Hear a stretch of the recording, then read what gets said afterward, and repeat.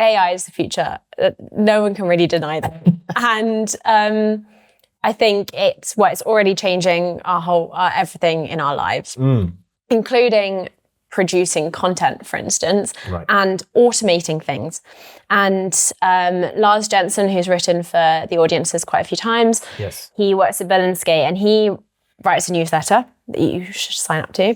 And he recently wrote about how he believes strongly that manual, in the context of user needs tagging, so tagging articles with a user needs, he strongly believes in the value of manual user needs tagging, at least prior to automating. And I agree totally for dynamicity, because dynamicity is all about putting your audience first. And automating that means that you're missing out on so much learning and testing and failing in between, that I think that is a really essential part of the process in order to then better automate. So if in the context of the manual user needs tagging, for instance, if it's automated from day one, then how are journalists supposed to understand that that's what that X user needs looks like in an article, or this is how to write for this user need? And for being dynamic, if you're running manual like A/B tests to begin with on this paywall journey for this audience type, then you're learning how they react to that certain context.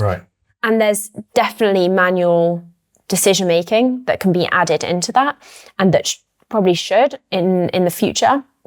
But doing it manually to begin with allows you to ask the right questions and use the automation in the right way, in the right place, in the best way possible. So it's all basically about understanding and learning before you automate, in order to better help the machine automate. Understanding your audience essentially, really, and your readers. And the challenge at hand, what questions you're trying to answer, what challenge you're trying to overcome and solve. And Lars has a really great list of questions in it that he says are kind of lost if you jump straight into automating. And I think they're really great. It just proves that you learn so much through manual work, and the automation should come in for saving time and getting rid of those kind of mundane jobs that don't require much creativity. But the creativity and the learning processes are really important.